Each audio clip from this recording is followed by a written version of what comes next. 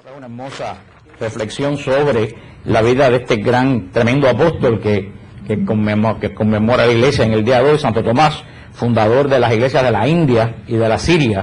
También tenemos que orar por las iglesias orientales en estos días. Sobre todo tenemos que orar por la iglesia de la China, que el Santo Padre ha pedido oración especial durante estos próximos 8 días. Ha pedido a todos los monasterios que oren por la iglesia de la China. El Santo Padre ha escrito una carta a la iglesia de la China. En la China hay más de 11 millones de católicos clandestinos que han sufrido, obispos que han sufrido 60 y 70 años de prisión, decenas de sacerdotes, seminaristas que están presos en las cárceles y se siguen condenando jóvenes y se siguen prendiendo y desapareciendo. La iglesia china, y sobre todo, no se sabe la cantidad exacta, pero se cree que más de 11 millones de fieles perseveran en la iglesia china. El Papa les ha escrito una carta que el gobierno ha prohibido publicar, inclusive en la internet. Y el Papa ha pedido que estos 8 próximos días toda la iglesia se dedique a orar por la iglesia de la China, una iglesia que ha sufrido muchísimo, que no le permiten ni siquiera la expresión libre de la fe, porque tienen una iglesia nacional controlada por el gobierno que no reconoce la autoridad del Papa. Una iglesia que está sufriendo unas persecuciones. Hace poco murió un obispo que llevaba 62 años en prisión. O sea, horrible ha sido la persecución de la iglesia en la China. En la Revolución Cultural murieron cientos de sacerdotes colgados de los postes de la luz. Y de eso no se dijo nada en el mundo. Es una iglesia mártir. Usted sabe que de la iglesia no se habla. Si llega a ser al revés, que en un país católico matan a un chino, la gritería es... Pero como yo dije en un email que pasó hace poco, parece que la vida de los cristianos no tiene valor en el mundo, sobre todo de los católicos, en el mundo de hoy. Estamos hablando, hemos hablado en la sección del credo de Nicea, creo en un solo Señor Jesucristo. Y hablamos la última vez, la semana pasada estuvo la hermana Blanca Ruiz con la clase que nos dio. Estábamos hablando y dejamos bien claro las dos naturalezas de Cristo. Dijimos que en Cristo hay dos naturalezas, una humana, totalmente humana, y una totalmente divina. Dijimos que las dos naturalezas de Cristo están no mezcladas, sino unidas una con otra y son cooperantes. La divina coopera con la humana y la humana coopera con la divina. Pero dijimos que están las dos naturalezas tan entrelazadas.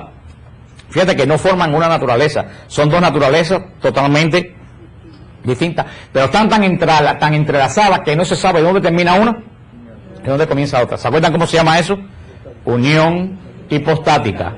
Hipóstasis de dos personas, unión hipostática, la unión de las dos personas en Cristo, la naturaleza humana de Cristo y la naturaleza divina, totalmente unidas y cooperantes, formando una sola persona. Por eso dijimos que para entender bien esto, Cristo, toda la humanidad de Cristo, ¿se acuerdan que yo dije que era qué? Se les olvidó. Dijimos que toda la humanidad de Cristo era divina. Y dijimos que toda la divinidad de Cristo era humana. Cuando dijimos que el verbo, el logos, vivía en forma, antes de la concepción, ¿vivía en qué forma? Espiritual. A la vez que el logos entra en el vientre de María y toma carne humana, deja para siempre su condición espiritual. Porque aún resucitado, Cristo no es espíritu, Cristo sigue teniendo cuerpo glorificado, que no sabemos cómo son los cuerpos glorificados, pero cuerpo físico sigue teniendo cuerpo físico. La prueba es que el sacerdote dice en la Eucaristía, esto es el cuerpo. El que niegue que Jesús tiene cuerpo está negando la Eucaristía. Jesús resucitado tiene su cuerpo, o sea que Jesús jamás volvió a ser de condición ¿qué? Espiritual. Por eso toda la humanidad de Jesús es, ¿qué cosa? Divina. Todas las células de Jesús, la sangre, las venas, los huesos, todo en Jesús es divino. Es divino, pero al mismo tiempo, toda la divinidad de la segunda persona de la Trinidad se vuelve como humana. ¿Ustedes entienden eso? Eso es muy importante, porque la gente piensa que Jesús es alguien humano con la divinidad dentro. No, todo el verbo, tal como era espiritual, se hizo como humano, con las características divinas de Dios, siendo Dios. Por eso que con toda la sabiduría infusa, con todas las cosas, pasó. Jesús tenía sabiduría infusa, que es la sabiduría que le corresponde a él como ¿qué? Como Dios. No, sabiduría infusa, la sabiduría infusa la recibe como humano, pero tenía toda la sabiduría divina de Dios, que la recibe en él, pero al mismo tiempo tuvo que aprender como humano todas las cosas que los humanos aprendemos, tanto como caminar, como hablar. Es que tuvo que estudiar la palabra de Dios, cosa increíble, tuvo que aprender todo el proceso humano, uno de los grandes misterios de Dios, que teniendo la sabiduría divina, tuvo que aprender toda la experiencia humana que los hombres aprendemos, porque si no, no hubiera sido verdadero hombre. Pues lo decimos en el credo, verdadero Dios y verdadero hombre. Quiere decir que pasó por todas las etapas que pasa un hombre, menos en qué, en el pecado. Les quedó claro eso de la naturaleza y es de los grandes misterios, la obra de Cristo. La primera obra que hace Cristo, y lo dice San Agustín lo deja bien claro, lo dice San Agustín: Dios se hizo hombre para hacer al hombre Dios.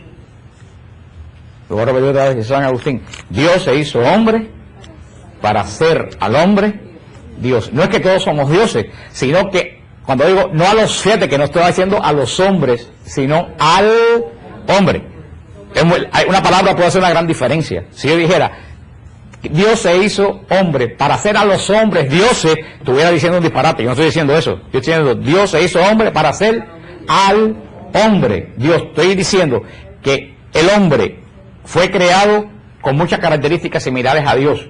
Cuando fue creado en Adán y Eva, no tenía pecado, estaba en gracia, no conocía la muerte.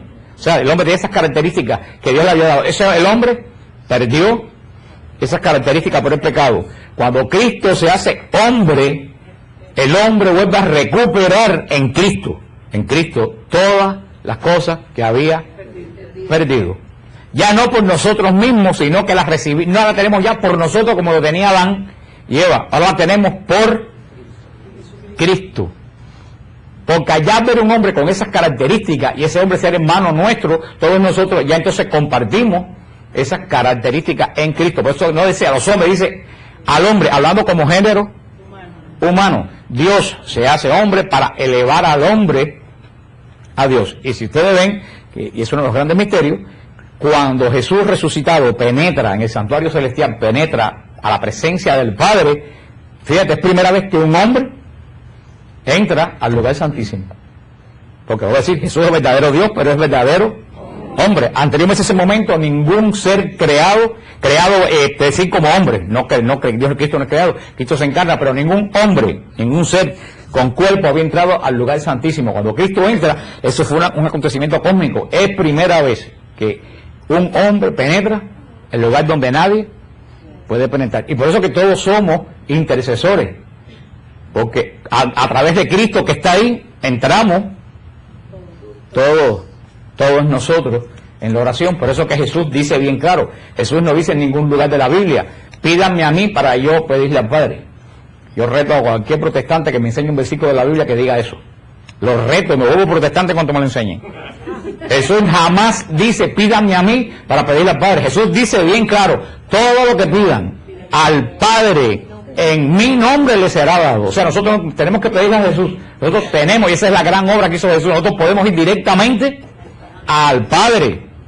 Ahora, no podemos ir, aquí llegó fulano, no, Padre, yo vengo en el nombre de Jesús, porque la obra, ¿quién la hace? Jesús. Si Jesús no abre el camino, nosotros no podemos entrar. ¿Ustedes entienden en qué se basa la intercesión de los santos y de cada uno de nosotros? Exactamente, la Virgen María, San Juan Bosco, Santo Tomás, todos estos santos van al Padre.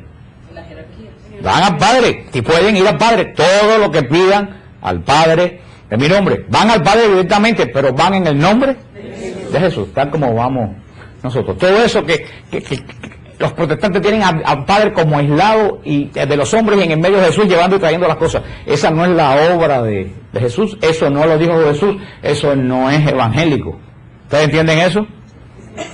Lo dice Jesús bien claro, todo lo que pidan al Padre en mi nombre le será concedido. Todos podemos ir al Padre. Por eso que dice San Pedro, que todos somos sacerdotes.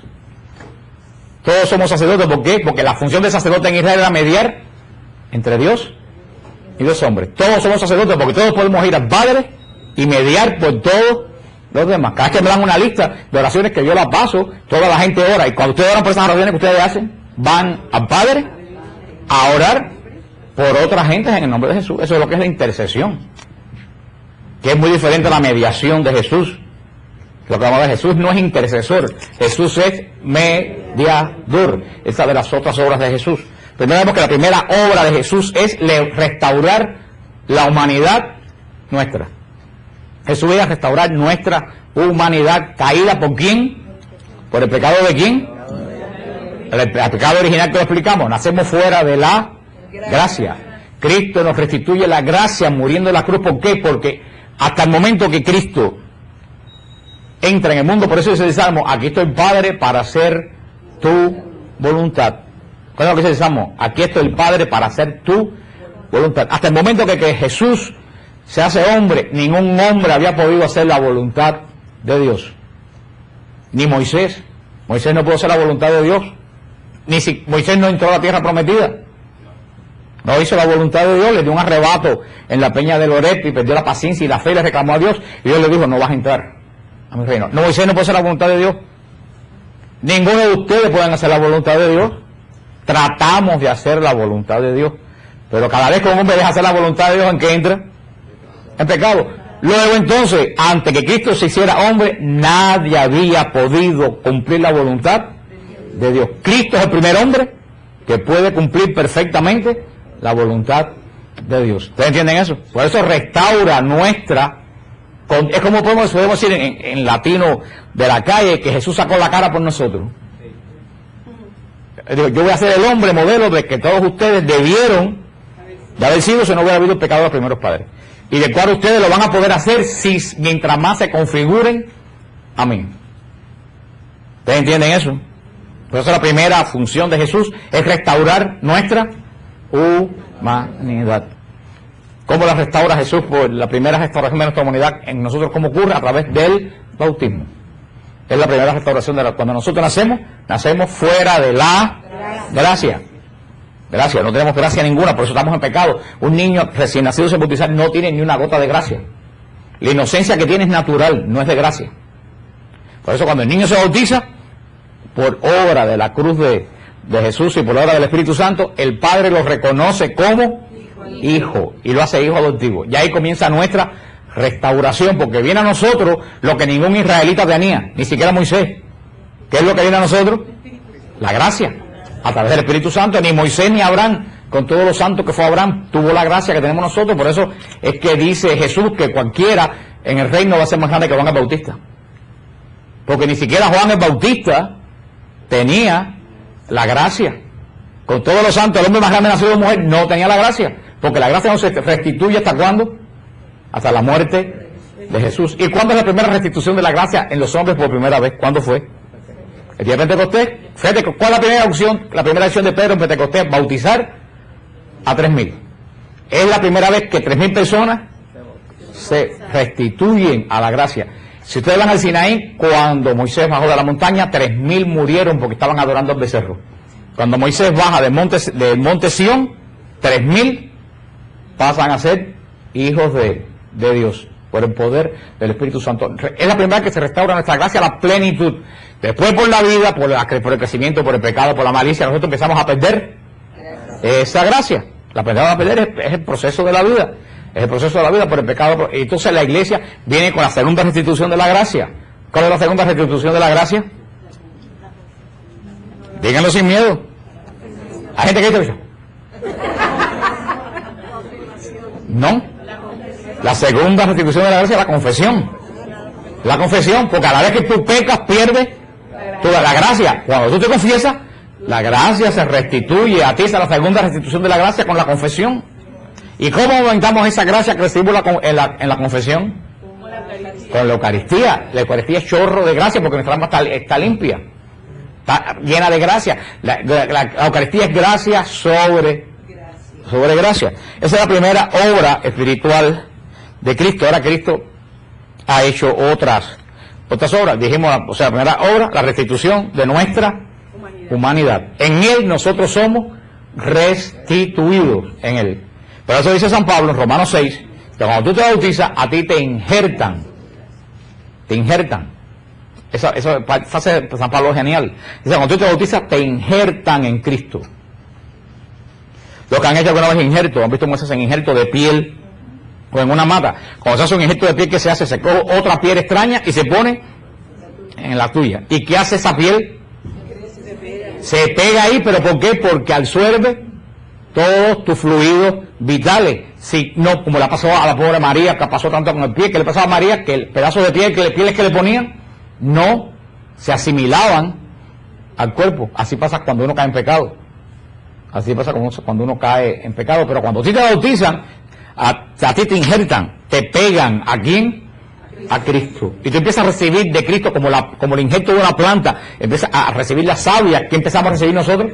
La gracia de Cristo. Y así como el injerto de la piel se pega y crece y se pone rosado, de la mata, la yemita que ponemos sale una rama y da flores, da fruto, de lo que sea, así nosotros empezamos a crecer de la sal, de la gracia que recibimos de Cristo. De Cristo. San Pablo explica perfectamente ese. Por eso nosotros decíamos cuando estudiábamos, y me acuerdo cuando decíamos esta frase, que todo lo que es en Dios por naturaleza, en nosotros, ¿se acuerdan por qué? Es por gracia. Dios es santo por naturaleza. ¿Nosotros somos santos por naturaleza? No, somos santos ¿por qué? Por la gracia. Dios es inmortal por naturaleza. Nosotros somos inmortales, no. Nos volvimos inmortales, eternos, ¿a través de qué? De la gracia. O sea, lo que en Dios es por naturaleza, lo que es porque es, nosotros lo recibimos por la gracia. La gracia, que nadie sabe definir qué cosa es esa, dice la Iglesia que es la amistad de Dios sobre nosotros, esa comunión que se forma entre Dios y el creyente, donde fluyen todas las bendiciones de Dios a la vida de uno. La segunda obra de Jesús es la mediación. Ya lo dijimos, todo el Antiguo Testamento está lleno de tantos disparates y de tantos problemas de Israel. ¿Por qué? Porque no había mediador. No había mediador. Dios estaba encerrado en su trono, se cerró el cielo para los hombres. Cada vez que el hombre pecaba, ¿qué pasaba? ¿Dónde se quedaba ese pecado? Ahí mismo, se quedaba ese pecado. El sacerdote ofrecía un becerro y le imponía las manos, pero todo eso era simbólico. ¿Cómo la sangre de un cordero puede limpiar el pecado interno del hombre? Todo eso era, lo dice San Pablo en Hebreos, todo lo de Israel era simbólico de lo que en la iglesia va a ser realidad.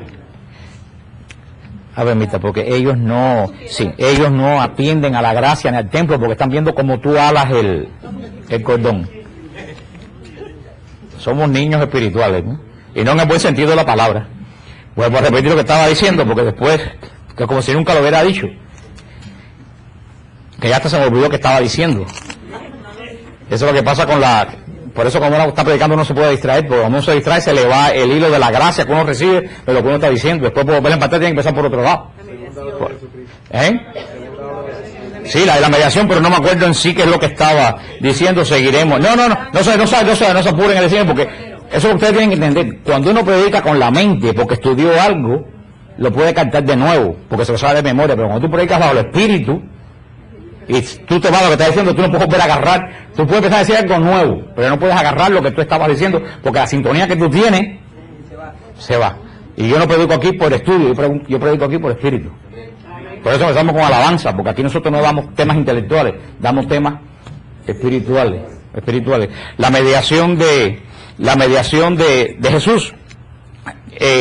Cuando Israel, ahí es donde yo estaba, cuando Israel pecaba, Israel era así un símbolo de redención, que San Pablo dice en Hebreos que todo lo que en Israel es simbólico, en nosotros es realidad. O sea que todos los ritos de Israel, más que nada eran, ¿qué cosa? Simbólicos. Descargaban el pecado sobre un animal, mataban el animal, pero como dice San Pablo, Cristo cuando entra al cielo no lleva en las manos sangre de toro, lleva su propia sangre. Por eso en Israel los pecados se quedaban y la ira de Dios caía sobre Israel, porque entre Dios y el hombre, porque hay que tener cuidado, Dios es bueno y Dios nos ama profundamente, pero Dios no es bobo. Yo que hablaba el otro día en el retiro con unos hermanos, hablamos en un momento ahí. Una madre dice, no, porque Dios es un padre y puede perdonarlo absolutamente todo, por eso no hay infierno ni hay. Yo no, espérate. Mucha gente lo dice, digo, frena. Una madre ama tremendamente a su hija. Vaya, se va a amar a la hija, y de verdad que ama a la hija. Y la muchacha llega un día y dice, mami, estoy trabajando de prostituta. Y la madre dice, ay, qué bueno, ¿cuánto te pagan? ¿Eso es amor? ¿Usted creen que eso es amor? No, Dios no es así tampoco. Una persona que ama busca lo que es justo, Y lo que es bueno y lo que es malo, es malo. Y tiene que tener corrección lo que es malo. Y si esa muchacha no quiere cambiar y reniega de todo porque prefiere lo malo a la casa, la madre tiene que desprenderse de esa muchacha porque le corrompe el resto de la familia. Así mismo es Dios, eso es justicia. Dios nos ama profundamente, pero Dios no es bobo. Por eso no vayan a pensar que Dios se cansa de perdonar, pero no es bobo. Dios es justicia.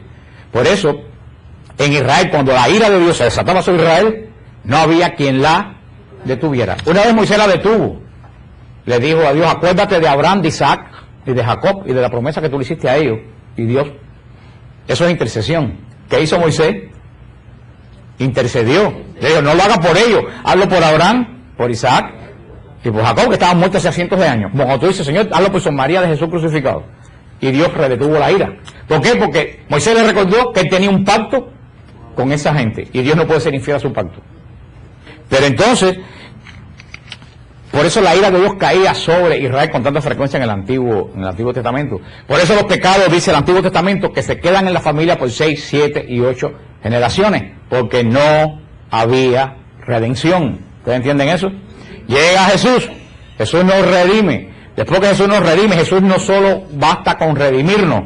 Cuando Jesús sube al cielo en el Monte de los Olivos, que entra en la gloria, Jesús no entra a descansar y sentarse a descansar a un lado del Padre. Jesús entra, lo dice San Pablo en Hebreos 9, muy claro. Jesús entra a asumir su función como sumo y eterno sacerdote. ¿Qué es lo que hacía el sumo sacerdote de Israel? Mediar entre el pecado de Dios y los hombres. ¿Con qué lo mediaba? Con sus pobres medios. ¿Qué medio? Un animal, la ceniza, y echar la sangre del animal. Ya Jesús va a entrar al Santo de los Santos no con la sangre de animales, sino con su propia sangre. Y va a comenzar la función de Jesús de mediador entre Dios y los hombres. Pero no mediador de llevarle mensajes míos al Padre, porque Jesús no tiene que dar mensaje de nadie. Nosotros vamos al Padre. Nosotros podemos ir al Padre en el nombre de Jesús, pero nosotros podemos ir al Padre en el nombre de Jesús, pero hay algo que nosotros no podemos hacer. Nosotros no podemos mediar por los pecados de los demás. Ninguno de ustedes puede mediar por los pecados de los demás, porque para mediar por los pecados te falta la sangre del sacrificio. ¿Y quién es el único que tiene la sangre del sacrificio? Jesús. ¿Ustedes entienden eso? Nosotros podemos interceder en el nombre de Jesús, pero no podemos mediar. La función de mediar de los pecados es propia del sumo sacerdote, y el único sumo sacerdote que hay es Jesús. Por eso Jesús es mediador. No es un llevitraje de mensaje. Jesús está todo el tiempo mediando. ¿Mediando por qué? Por los pecados de todo el mundo, porque la obra de la redención no se ha acabado. Porque si la obra de la redención se hubiera acabado, si ustedes pecan mañana, ustedes no tuvieran redención entonces. ¿Por qué tenemos perdón? Porque la redención no se ha acabado. Ustedes pecan y ¿qué hace Jesús allá arriba? Media por ustedes. Se va a acabar un día. Aunque no nos confesemos enseguida. Si desde que tú te arrepientes. La confesión es el sello del perdón, pero desde que tú te arrepientes, ya Dios entra, te acepta la cara, el sello de la confesión, porque Jesús lo dijo así, y si Jesús lo dijo, nadie se escapa de eso. Pero el primer paso del perdón de Dios es el arrepentimiento. Por eso que todas las noches hacemos acto de contrición. Pues si las moscas. Por eso que hacemos acto de contrición. Porque desde el momento que tú te arrepientes, Dios acepta, porque Jesús está mediando. Claro, tú no estás sellado en ese perdón y olvido de Dios hasta que el Espíritu Santo no te sella en el sacramento de la confesión. Pero Jesús, ese es el objetivo de Jesús. Pero la mediación de Jesús se va a acabar. ¿Cuándo se va a acabar la mediación de Jesús? Cuando regresa a juzgar vivos y muertos. Por eso, ahí, aunque clamen y griten, cuando Jesús venga, aunque clamen y griten, perdóname, Señor, no va a haber perdón. ¿Por qué? Porque delante de Dios no va a haber nadie. Van a estar como en la época de Israel. ¿Cuándo va a ser eso? No sabemos. Cuando el número de los redimidos tenga que estar completo. No sabemos cuándo eso va a ser.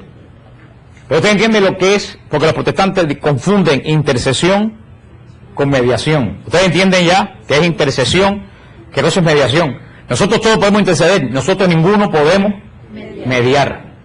Jesús media, pero no intercede. Su función no es de intercesor, es de mediador, que es una acción totalmente sacerdotal. Por eso es un error, un tremendo error en la renovación carismática en algunos lugares, decir vamos a hacer una oración de sanación de los pecados de la familia. No existe. Después de la redención no hay pecado de otra persona que tú cargues. Los pecados son totalmente personales. Y por eso los protestantes están perdidos, porque ellos van a buscar doctrina ¿dónde? En el Antiguo Testamento. En el Antiguo Testamento no había, ¿qué cosa? Redención. Los pecados se quedaban. Ahora es redención.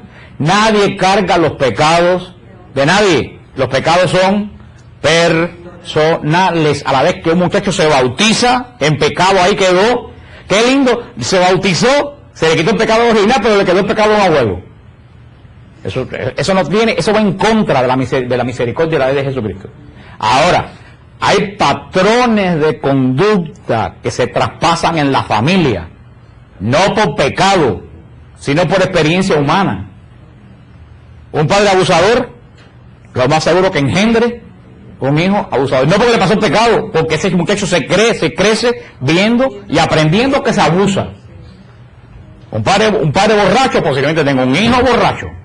Una por un problema genético, o otra porque a veces que lo ven, dicen, mira qué lindo, de chiquito cogió la botella de cerveza y todo el mundo lo ve como de gracia. No, están engendrando un borracho. No por el pecado del padre. ¿Ustedes entienden lo que les quiero decir? Se traspasa, no pecado, claro que se traspasa. Patrones de conducta. Y hay que orar por romper eso, pero es un disparate decir que se está rompiendo un pecado generacional, a no ser que haya un pacto satánico en la familia. Eso es otra cosa, totalmente diferente. A no ser que haya un pacto satánico en la familia o algo ahí que se hayan atado generaciones, pero eso es otra cosa. Estoy hablando que no se transfieren pecados. ¿Cuántas madres me quedan a mí? Me dicen padre Frank en el EWTN y ya yo he desistido de decir que yo no soy padre porque nadie escucha lo que yo digo, pero bueno. Dicen padre Frank, mi hijo se va a afectar porque dice tal cosa. Dios no traspasa los pecados de los padres. ¿Lo dice la Biblia? Sí, lo dice la Biblia. Ese es el peligro de leer la Biblia sin tener conocimiento. Lo dice la Biblia, pero ¿dónde? En el Antiguo Testamento. El Antiguo Testamento tiene una situación totalmente diferente. No tiene mediador y no tiene perdón de los pecados. Todo. Por qué Dios no nos castiga hoy en día como castigaba a Israel? Porque tenemos mediador. Tenemos un embajador de nosotros, que es hombre como nosotros, que conoce nuestras debilidades como nosotros, delante del trono de Dios. Y cuando Dios va a destruir, mira, si fuera el Antiguo Testamento, ya Miami Beach se hubiera hundido en los abismos del infierno, porque ahí ya pasaron a Sodoma y Los Ángeles ni hablar. Pero ¿por qué no se destruye? Porque Jesús pone las llagas en el medio. ¿Cómo se llama eso? Ese cuadro que está allá atrás. La misericordia divina. Esa es la mediación de Jesús, que cuando la ira de Dios se va a desatar, Jesús se pone entre el Padre y nosotros. Como esas madres que a veces con un hijo, un padre le va a dar un golpe y la madre se mete en el medio. Así mismo hace Jesús. Pero nosotros, esa es la segunda función de Jesús, la función de mediador. La última función, la última obra de Cristo que vamos a ver hoy es la justificación. La justificación es otra de las obras de Cristo. Dice el Catecismo, en el punto 1987, la gracia del Espíritu Santo tiene el poder de santificarnos, es decir, de lavarnos de nuestros pecados, oigan, y comunicarnos la justicia de Dios por la fe en Jesucristo. Dice el Catecismo, punto 1987. Y si hemos muerto con Cristo, creemos que también viviremos con Él, sabiendo que Cristo, una vez resucitado entre los muertos, ya no muere más, y que la muerte no tiene ya señorío sobre Él. Su muerte fue un morir al pecado de una vez para siempre, mas su vida es vivir para Dios. Así también vosotros, consideraos como muertos al pecado y vivos para Dios en Cristo Jesús. Romanos 6, del 8 al 11. Sigue diciendo el Catecismo. Por el poder del Espíritu Santo, participamos en la pasión de Cristo, muriendo al pecado, y participamos en su resurrección, naciendo a una vida nueva. Somos miembros de su cuerpo, que es la iglesia, sarmientos unidos a la vid, que es el mismo. Por el Espíritu Santo participamos de Dios. Por la participación del Espíritu venimos a ser partícipes de la naturaleza divina. Por eso aquellos en quien habita el Espíritu están divinizados. Es lo que le dije ahora. Por la gracia de Dios participamos ¿de qué? De la vida divina, de la inmortalidad, de la gracia, del poder orar, del poder entrar en las regiones celestes, que es lo que dijo San Atanasio. Por eso en quienes habita el Espíritu están divinizados. En los que habitan el Espíritu. Sigue diciendo el catecismo. La primera obra de la gracia del Espíritu Santo es la conversión, que obra la justificación. Fíjate, para ver lo que es la justificación. ¿Cuál es la primera obra del Espíritu Santo en el creyente? La conversión. Esa es la primera obra del Espíritu Santo. Ustedes dirán que tiene que ver con Cristo, tiene que ver mucho con Cristo. Porque acuérdense que todo lo que nosotros recibimos ahora de Cristo, lo recibimos ¿por quién? Por el Espíritu Santo. Es lo que hablamos en el retiro. No se puede separar en la inhabitación trinitaria, no se puede separar del Padre ni del Hijo del Espíritu Santo, porque cada vez que hablas de uno, tenemos que terminar hablando de los otros dos. Por eso la obra de Cristo dice, ¿cuál es la primera obra del Espíritu Santo? La conversión. Cuando tú andas por el mundo perdido, lo que sea, y un día te chocas con el Espíritu Santo. Tenemos que tener una cosa bien clara. El Espíritu Santo no tiene mensaje propio. El Espíritu Santo nunca ha dicho una palabra de él mismo. Todo el mensaje del Espíritu Santo, ¿de quién es? De Cristo. Y ahora digamos una cosa, Jesús tampoco tiene mensaje propio. Y lo dijo él, todo lo que Jesús dijo, lo sabe del Padre. Fíjate como todo está unido en lo mismo. El Espíritu Santo trae el mensaje de Cristo y Cristo trae el mensaje del Padre. Sí, dime.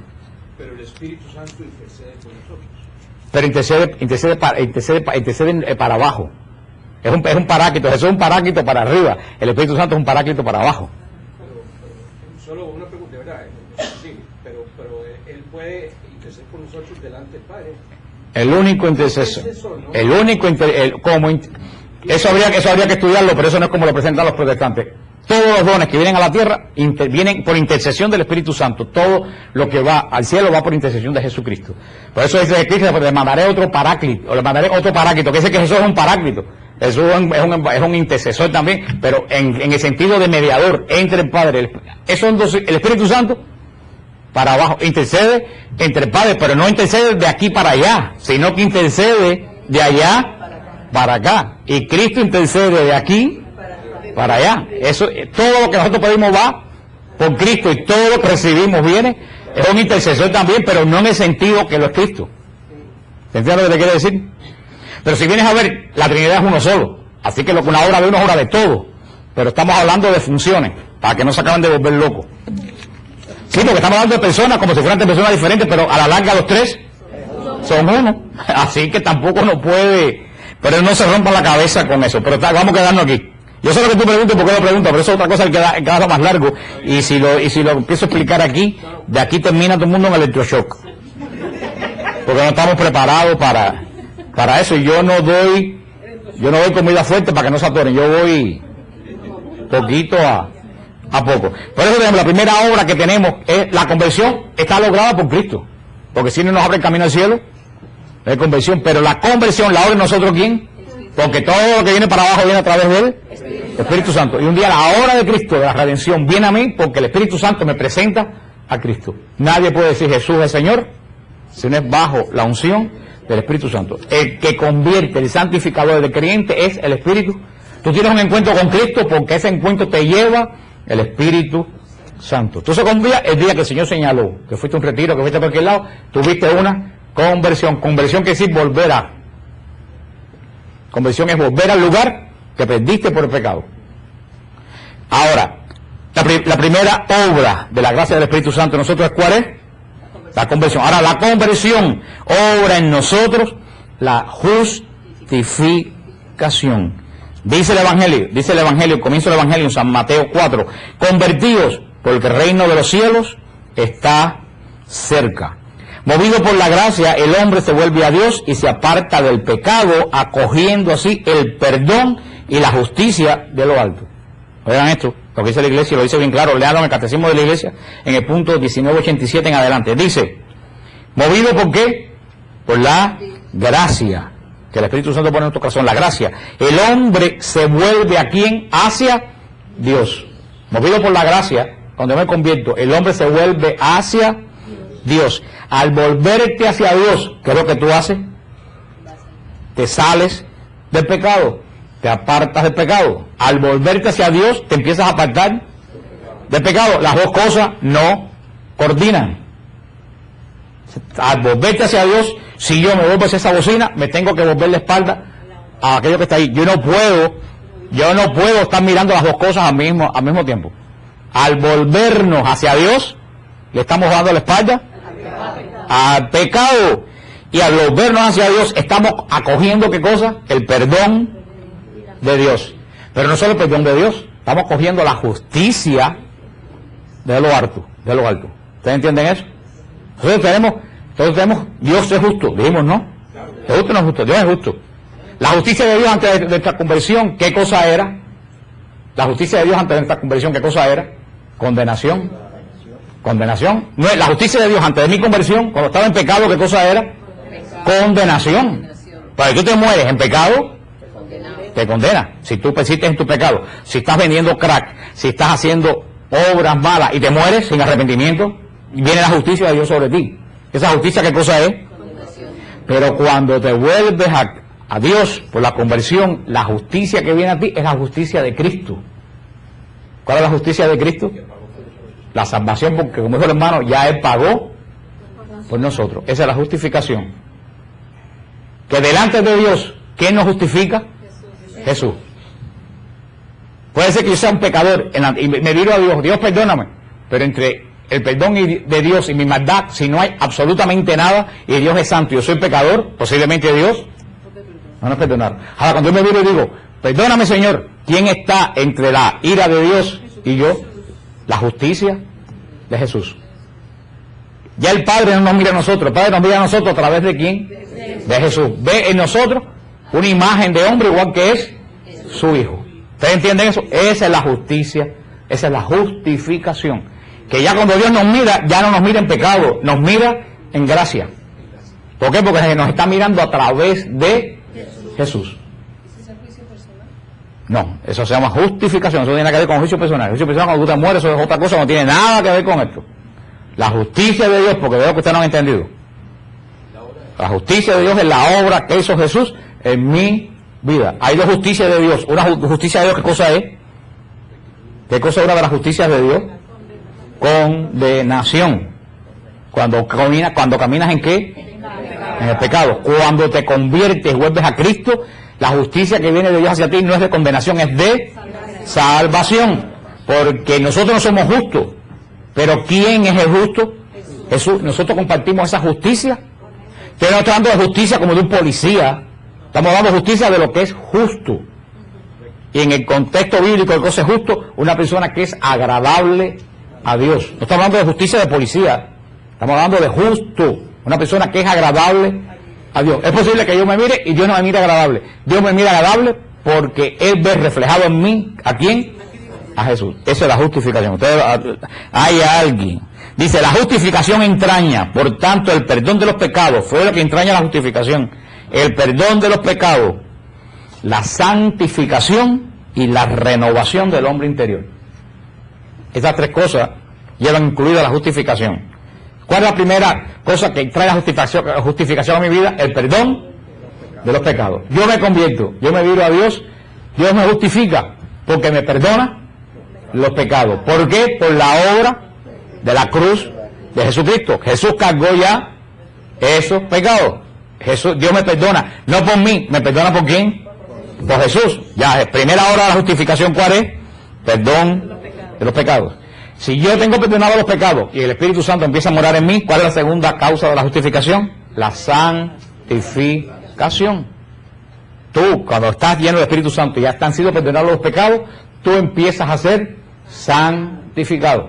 Te empiezan a configurar con Cristo. Es como cuando hacen la cirugía plástica, que una persona que se quiere parecer, yo no sé, un artista, le empiezan a cortar la nariz y las orejas y le ponen, ¿tú has visto esas cosas que hacen muchas veces y le ponen la apariencia? Esa persona está configurando una persona a otra persona para que se parezca. Ahí la cirugía plástica es que Dios nos empieza a hacer semejante a Cristo, que es el modelo perfecto de nosotros. ¿A través de qué?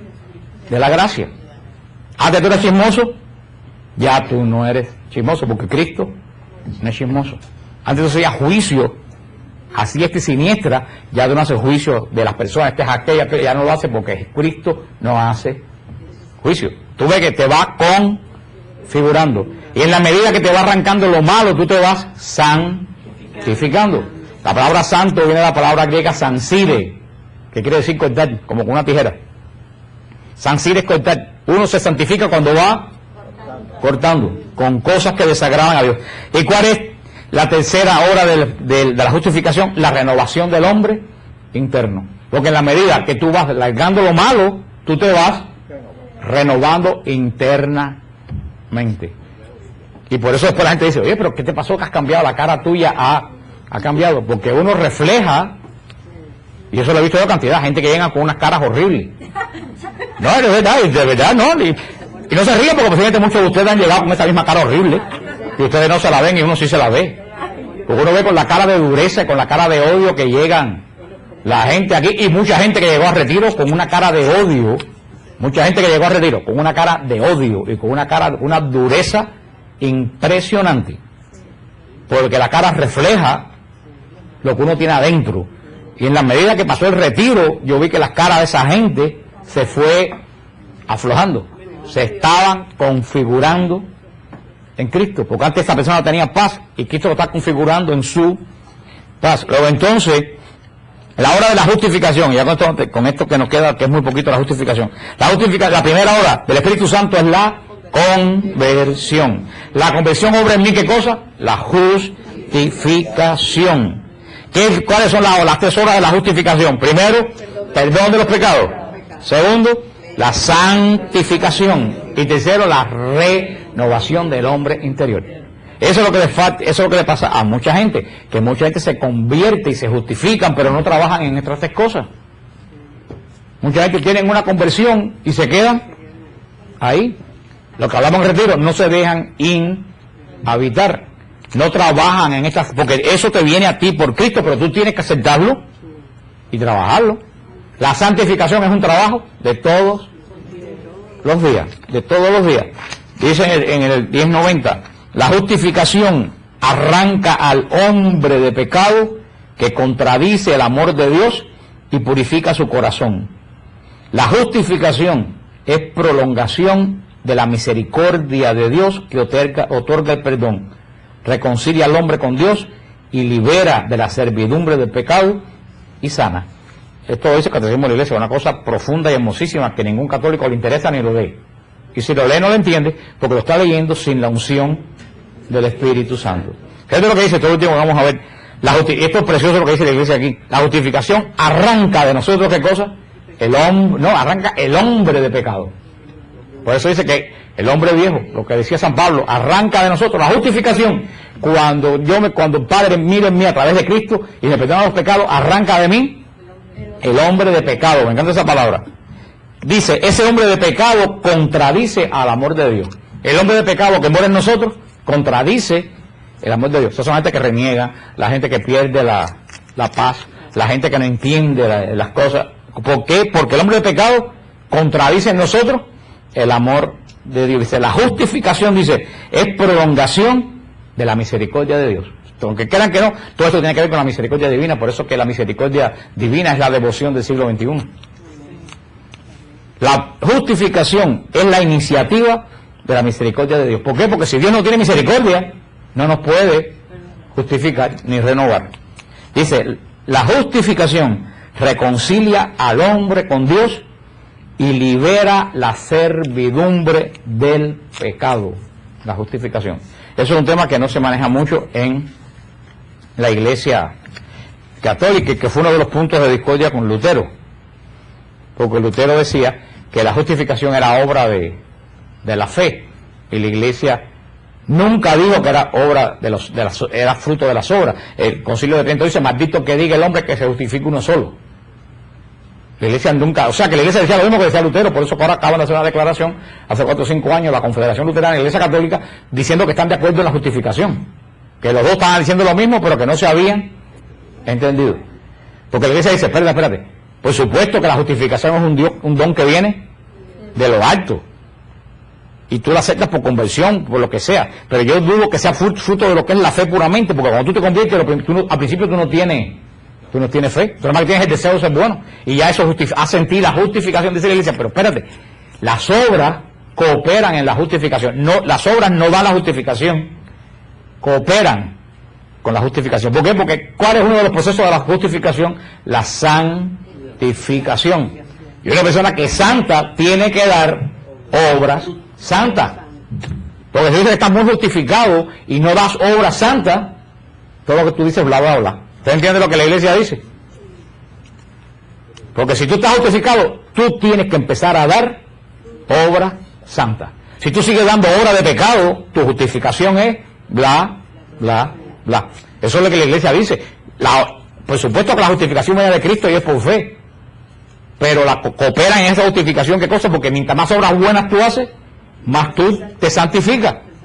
Y más gracia tienes. Entonces que es como una gracia. Tú recibes más gracia, más obras buenas haces. Haces más obras buenas, más gracia. O sea, una cooperación entre la fe y la gracia. Eso es lo que ha dicho la iglesia siempre. Y la iglesia luterana lo entendió, porque si tú le preguntas a un protestante, si tú estás justificado, santificado, y caes en pecado, ¿tú estás justificado? ¿Qué te van a decir? No. O sea que si viene a ver, estamos hablando de lo que los protestantes piensan, que nosotros decimos que nosotros nos justificamos por nosotros mismos. Porque yo soy bueno, yo me justifico. Y la iglesia jamás ha dicho eso. En el Concilio de Trento, al pocos días de la Reforma, lo dijo la iglesia: sea maldito el hombre que dice que se justifica por sus propios méritos. Que es lo que los protestantes piensan que nosotros creemos. Por eso yo digo que los protestantes no conocen a la iglesia católica. Yo estoy de caso que no hay ningún católico que tampoco conozca a la iglesia y le puedo explicar eso, porque la mitad de los católicos no conocen eso. Y luego en este caso no se habla de... Yo entiendo que no se hable de eso porque es un tema muy profundo, pero nosotros estamos para crear hombres profundos, no para seguir en la bobería. Por eso les digo a ustedes que lo que tienen que hacer en esta semana es leerse bien la sección de la justificación en la iglesia, porque vamos a seguir hablando la semana que viene, que comienza en el punto 1987 y termina en el 1995. Si entran a Siloé, en Siloé tienen el catecismo de la iglesia. En el catecismo de la iglesia pueden buscar desde el punto 1987 hasta el punto 1995. Y ahí pueden ir esta semana leyendo y leyendo y leyendo para que sepan de qué yo voy a estar hablando la semana que viene, porque después de la justificación vamos a hablar de la expiación, que es otra de las obras de Cristo. Y hemos hablado de dos obras de Cristo y una que empezamos a hablar. Hablamos de la regeneración de nosotros como hombres que nos ha hecho hijos de Dios. Hemos hablado de la mediación y estamos hablando de la justificación.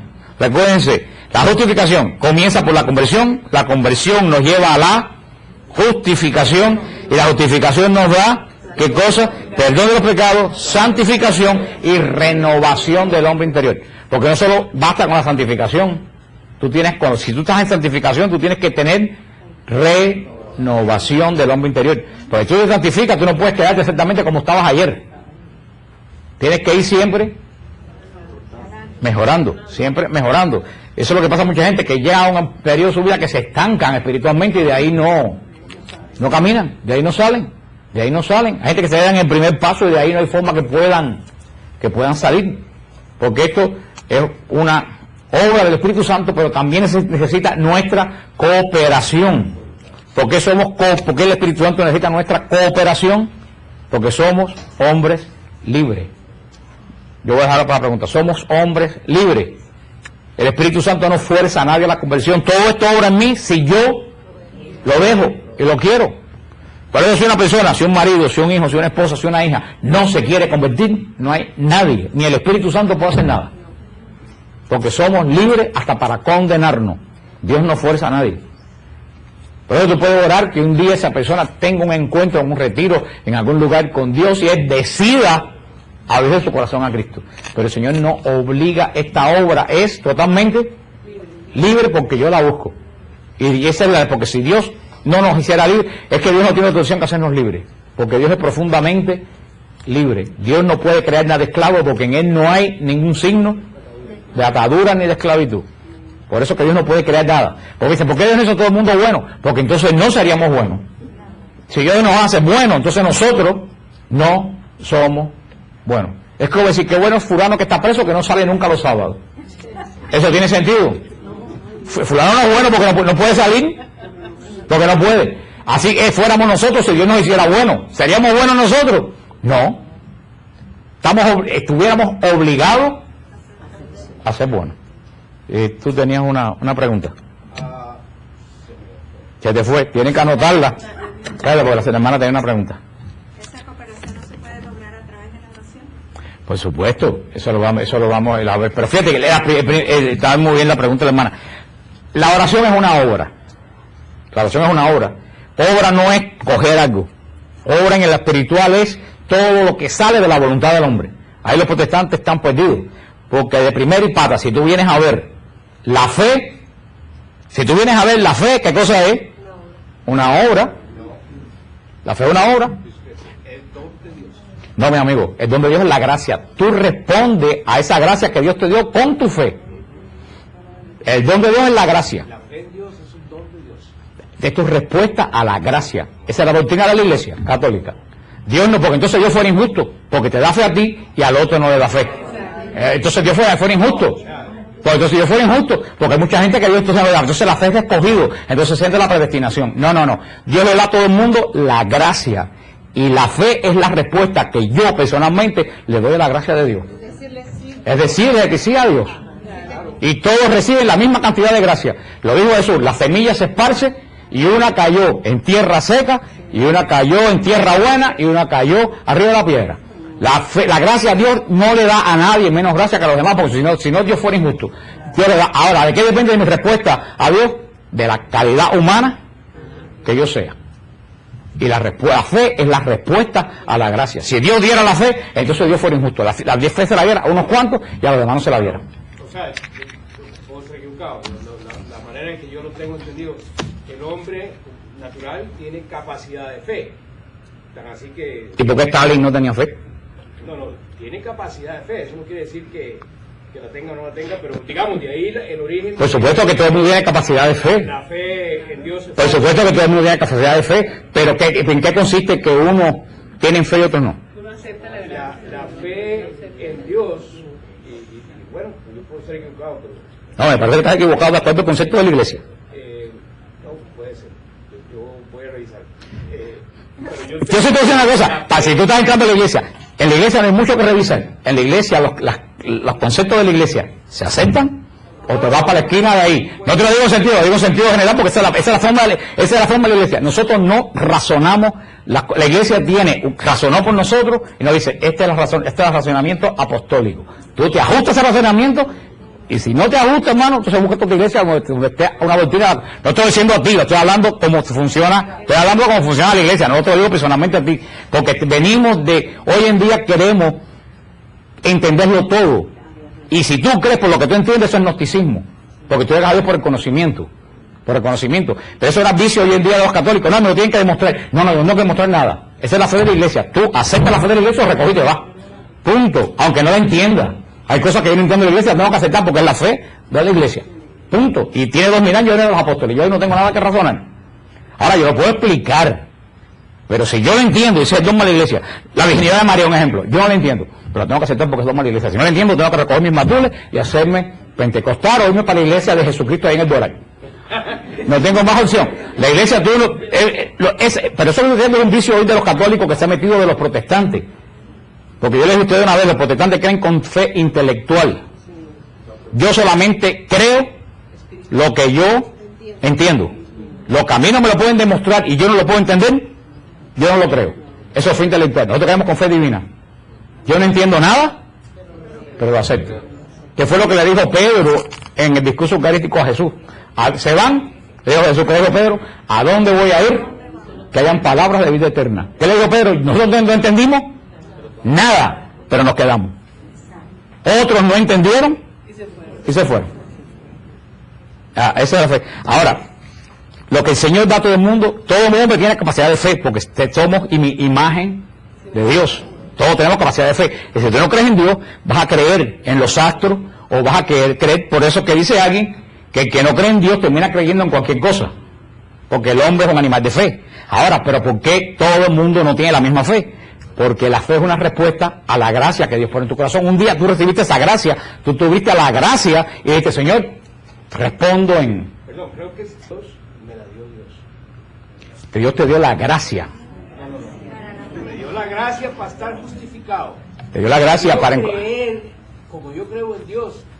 Bueno, hermano, perdona. Que Él me ha venido dando. Perdóname. La doctrina católica, lo voy a dejar bien claro, es que la fe es la respuesta que el hombre da a la gracia. Punto. Dios no da fe, Dios da la gracia. Yo como ser humano, por esa gracia que he recibido, pongo mi confianza en Él y opto por Él. Esa es la fe. Es una respuesta a la gracia que viene de encima. A la gracia que viene, a no ser que haya una nueva encarnación, yo no sé, pero no es la doctrina que tiene la Iglesia. Esa es la forma que la Iglesia Católica lo explica. Así que yo, por lo menos, yo espero a lo mejor que ustedes lo hayan entendido. El hermano puede seguir estudiando eso, pero esa es la doctrina de la Iglesia Católica. Dios no da selectivamente fe a uno y fe a otro, porque eso nos llevará a la predestinación.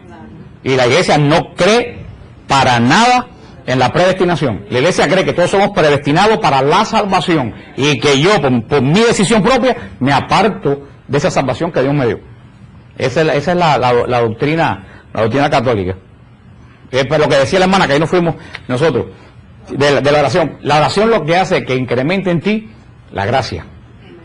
Mientras más tú oras, tú recibes gracia de esto, porque es una obra. La oración es una obra de uno. Obra es todo lo que nace, que ahí fue donde nos enterramos. Obra es todo lo que nace de la voluntad del hombre. Obra no es coger una cosa y dar un pedazo de pan, no. Obra es, hablando en metafísica, que es una buena palabra, que no es lo que se usa acá, metafísica es todo lo que es espiritual.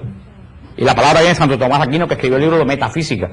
Hablando metafísicamente, la fe, las obras, es todo lo que sale de la voluntad del hombre. Yo hago esto intelectualmente, yo decido orar, eso ya es una obra. Entonces, la gracia que tú recibes te hace sentir hacer el don de la oración.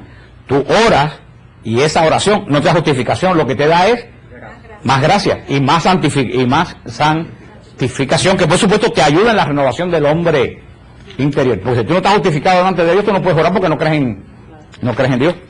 ¿Alguna otra? Dime, espérate pues. Que si yo estoy mal, si yo en un momento dado digo, Señor Jesús, ayúdame a esto que yo le pida, porque no sigo está mal lo que yo estoy haciendo, porque yo le diga, Señor Jesús, ayúdame a conseguir un trabajo, por ejemplo. Pero si Cristo dijo, pedid y recibiréis. No, pero que yo sé que uno debe decir Padre en el nombre de tu Hijo Jesús. No, déjate, porque Jesús se lo pides a Jesús. Pero mira, si tú, mira, aquí estamos para aprender. Estamos para aprender bien. La forma correcta es decir, Padre, vengo a ti en el nombre de Jesús. Ahora, nosotros los católicos no somos seguidores de un Dios que no tiene cerebro. Ahora somos seguidores de un Dios que es lógica. Dios es profundamente lógico y es profundamente misericordioso. Nosotros no creemos en un Dios que está sentado en el trono celestial con la Biblia en la mano, diciendo, aquella no está yendo por lo que debe ser, no la voy a oír. Ese Dios no es Dios cristiano. Si tú vas y pides en el nombre de Santa Bárbara bendita, porque no conoces otra cosa y lo haces con fe, Dios te lo concede, porque entonces Dios de nosotros no fuera Dios de misericordia. Si lo haces porque no sabes otra cosa, porque Dios mira el corazón de la persona, con que por eso van a haber muchas viejitas que rezan el rosario, que se van a salvar más que muchos teólogos. Porque Dios mira el corazón de la persona. Estamos aquí para aprender. La oración debe ser, Padre, vengo a ti en el nombre de Jesús. Pero tú dices, ay Señor, Jesús, ayúdame. Y el Padre decir, pues no la voy a ayudar porque no está haciendo las cosas como yo. Eso es un Dios que no es el Dios de nosotros, es un Dios azteca o un Dios romano, pero no es el Dios de los cristianos. Dios es profundamente misericordioso.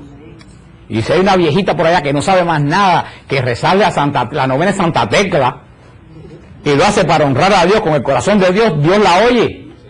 Porque entonces fuera un seguidor de un Dios que es un monstruo. Y lo dice Jesús, si un hijo de ustedes les pide pan, ustedes le dan un pescado. Le dan una piedra, y si les piden un pescado, les dan una serpiente. No. Aunque si un niño viene a pedirle al padre y le pide algo hablando con la lengua enredada, el padre no se lo da. Le dice, no niño, tú no estás pidiendo las cosas como yo te enseñé, yo no te voy a dar de comer hoy. ¿Un padre hace eso? No hace. Ese es el corazón del Padre que nosotros los católicos predicamos. ¿Alguna otra? Entonces, al Señor de la gracia, por medio de las obras, que es rezar el rosario, los sacrificios, Todas las buenas obras, el por amor, las cosas que tú haces. entonces te sube la fe, Dios te bendice con más gracia. Te da más fortaleza. Te bendice. La fe viene de lo alto. La gracia viene de lo alto, y la respuesta de eso fue una comunión con esa fe. Cuando tú haces buena obra, Dios te da gracia y te santificas más. Porque yo encuentro que rezar el rosario, lo más frecuente que puedes hacerlo, ponerlo en el carro, ponerlo en la casa, y decirle a la Virgen, reemplázame el corazón por el tuyo, igual que a Jesús, te da una gracia. Y Te da gracia. el resultado de esa gracia es el fortaleza. Un aumento de fe, claro. Si tú tienes un aumento de gracia, puede dar un aumento de mayor fe. Si tú mientras más la gracia. Es que todo es una cooperación. Todo no es en blanco A, B y C. En la parte espiritual todo es una cooperación. ¿Alguna otra? Dice. Yo escuchando una enseñanza como el señor Gómez dice que no todo es blanco y negro. Exactamente. Exactamente. Las cosas. No es blanco. En las cosas de Dios. Exactamente. No, es gris. Dios no es una persona cerrada que está ahí arriba con un manual en la mano, mirando lo que uno hace. Yo siempre le digo, la Biblia no es para Dios, la Biblia es para nosotros. La Biblia es para nosotros, no es para Dios. Dios es soberano. Dios no necesita ninguna Biblia, Él es soberano. Como dijo que hermana aquel día, ¿por qué hizo Dios? Porque le dio la gana, punto, se acabó. Eres soberano. ¿Quién le va a decir a Dios lo que tiene que hacer? ¿Acaso yo le voy a decir a Dios lo que tiene que hacer? Hermana, que tú hace hora que estás levantando las manos ahí. Y ya terminamos con ella, porque nos pasamos. Entonces uno de pronto no sabe enfocar una oración porque entiendo yo que uno tiene que pedirle a Dios que le dé la gracia, porque cuando uno está pidiendo por una persona, que Dios le dé la gracia a una persona de tener fe, de convertirse. Tú puedes pedirle a Dios que porque vuelvo a decir, tenemos una forma de hablar. Nosotros no somos teólogos. Tú pides a Dios que le dé gracia a una persona, que le dé la gracia a esa persona, pero Dios ya le dio la gracia a esa persona. Lo que hay que pedirle al Señor que busque los medios que esa alma se abra a la gracia. Pero vuelvo a decir, ahora no tenemos que decir, entonces ya todo lo que pedí no sirvió porque lo pedí mal. No. Es una forma que tenemos de hablar como niños. Señor, dale la gracia de que encuentre. Pero que hay una cosa, hay veces que nosotros confundimos las gracias con la gracia. Una cosa son las gracias, los favores de Dios que nos da en la vida de Dios, cosas, y otra cosa es la gracia, que es la amistad de Dios que cae sobre mí por la justificación de Cristo. No, que no puedo confundir las gracias con la gracia. Pero, vamos a decir, el aceptar a Jesucristo es una fe. Es que lo dicen los mismos protestantes. Aceptar a Jesucristo, ¿qué cosa es? Una decisión personal. Ahí mismo lo están diciendo. Aceptar a Jesucristo es una decisión personal. Tú aceptas si con la gracia de Dios tú aceptas a Jesucristo. ¿Y qué cosa es aceptar a Jesucristo? ¿Qué cosa es aceptar a Jesucristo? La fe. Aceptar a Jesucristo es la fe. Vamos a orar solamente. Le digo que allá afuera están los flyers del viaje que tenemos.